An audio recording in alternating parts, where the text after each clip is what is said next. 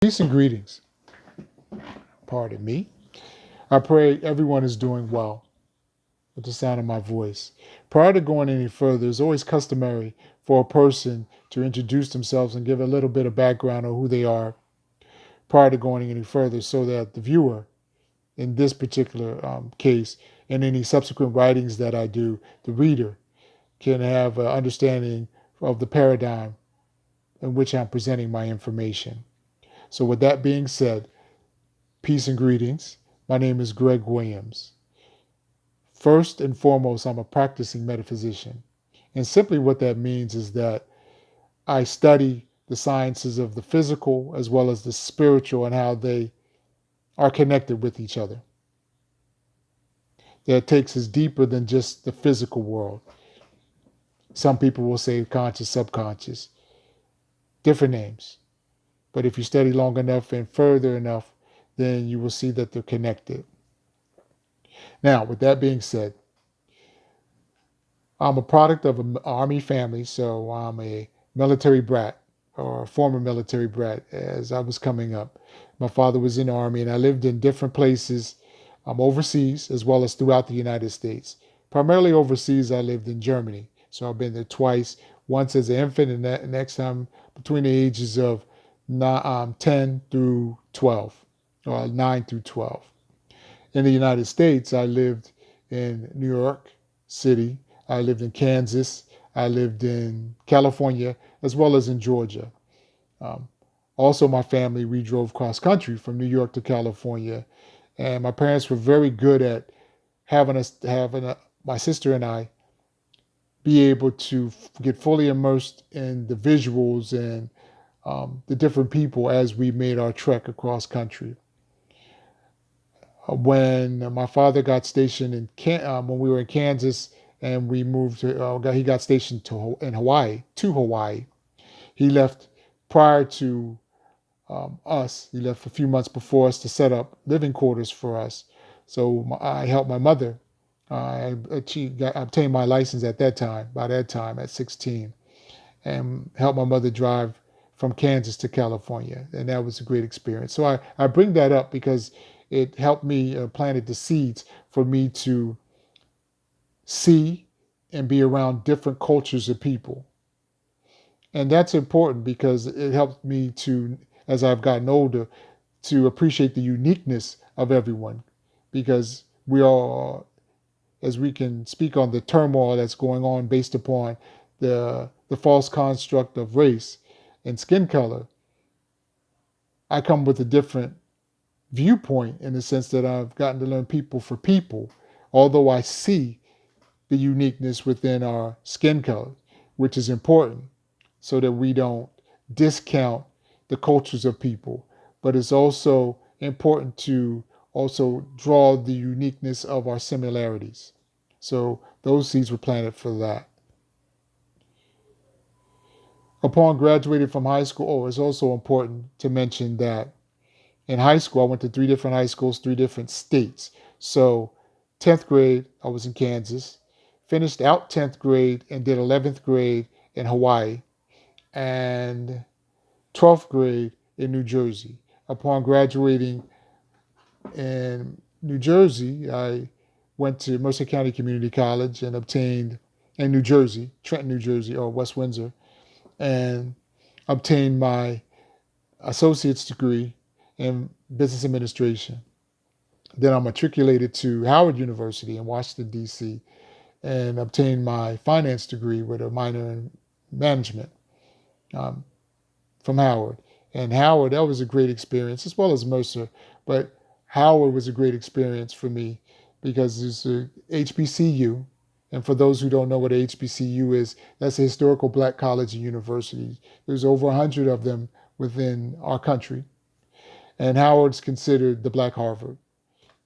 And again, as I mentioned, it's in Washington, D.C. So students from all over the world come to Howard University, and that gave me a great experience to be around students who look like me, but definitely all of us had diverse background because we're not a monolith. We're a lot of people, and that's part of the racial problem.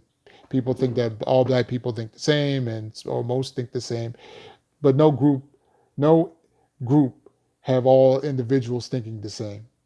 So with Howard University, students from all over the country, the places that I mentioned, all corners, north, south, east, west, um, all over the world, from the continent of Africa, from the Caribbean, from Europe, come to Howard to study.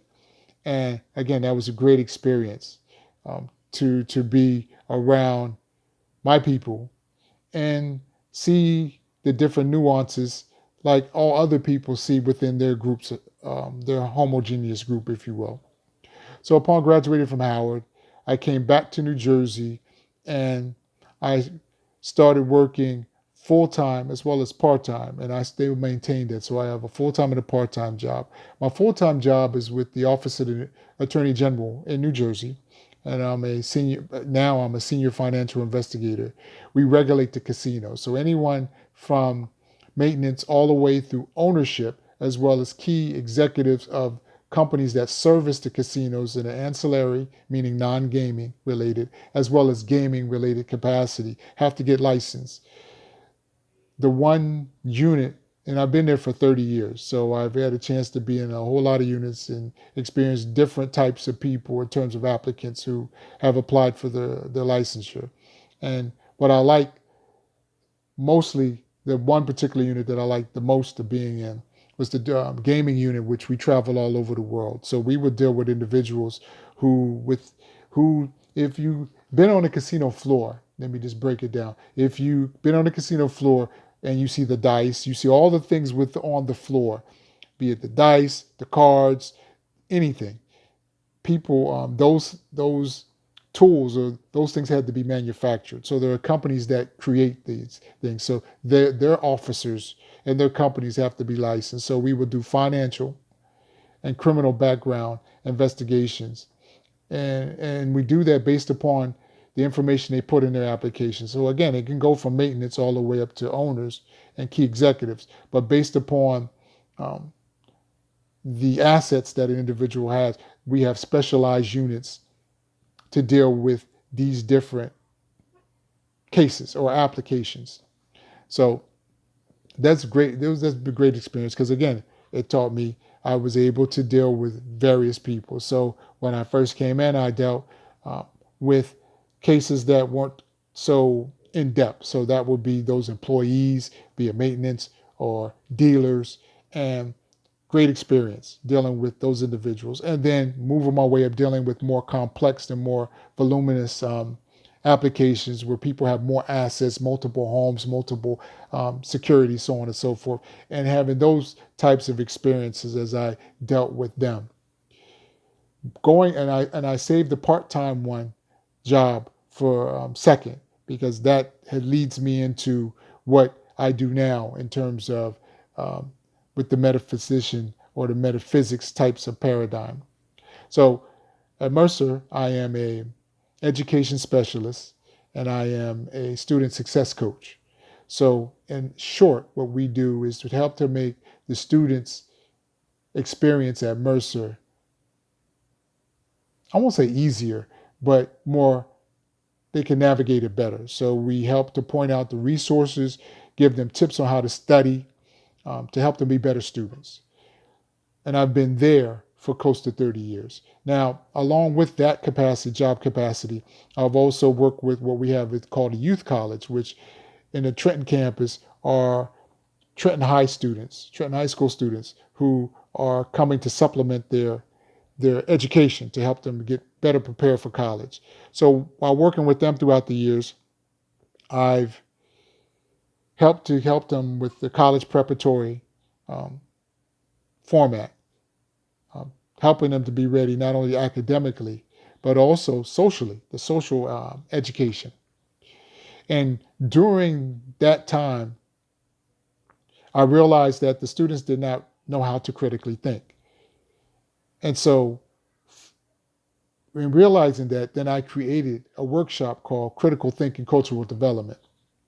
And then I developed two subsequent workshops that will take you into the spiritual or the metaphysical, taking you within yourself to help keep you in touch with the spirit within you to help better navigate your life.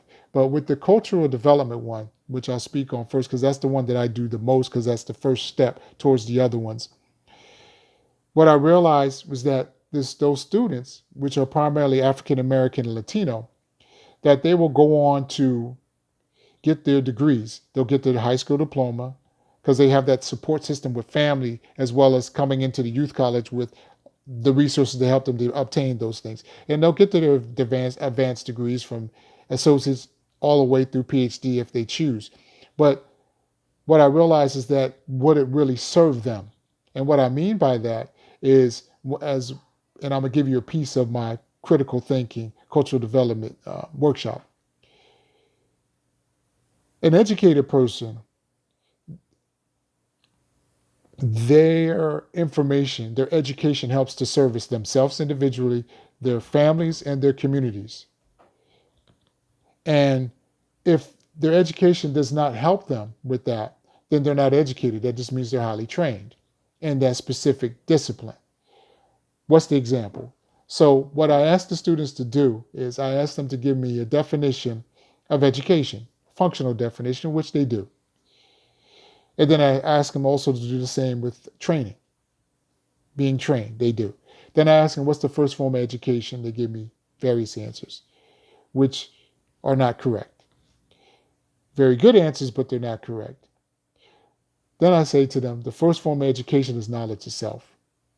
And then they look at me probably the way you're looking at me right now. So what I mean by that is self-knowledge is your platform, your foundation. And if you don't have that, then anything that you build upon that, then is faulty. So if you have a faulty foundation, it doesn't matter how high you build your building, even up to the penthouse, it's going to fall because it's faulty. So it's the same thing with an individual. So it doesn't matter what degrees or subsequent training, education that you apply upon a faulty foundation, it will not serve the family, the individual, their family, and their community. So from there, as I get their attention, because I go further, then we're able to then plant seeds to create a self-relating paradigm or foundation to help service themselves, their families, and the communities. Because I also have them, we talk about looking outside, looking at Trenton, and I'll say to them that people from Trenton, conservatively, if I go from the 50s or the 60s, have been getting advanced degrees, but Trenton still has the problems. You could still look to see that the education system is not good. You can see that the economy is not good, and I can go down the list. So that is how I service the community, and that's what I bring to them. And that, in short, I'm just trying to think, is there anything else that I can share about myself? Lastly, I'll do this, and then we'll go further as I start presenting my programs and topics. And then if there's any subsequent questions from you, I can go deep into the information. Right now, I have my 7-year-old looking at me, so she's trying to get my attention. So I know I definitely need to wrap this up. So, hi. So, but let Daddy finish.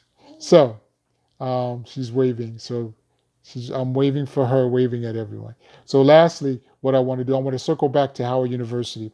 Now, with Howard University, also while I was there, I was part of the first hip hop group out of Howard University called Defiant Giants, and significant. This was the 90s, and significant in the sense that we were considered pro-black, politically conscious.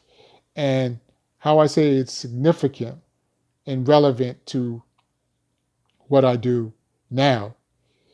When I do my speeches, I might break out into a rhyme. And rhyming in the sense that something that people haven't heard before. Like, what? What is this?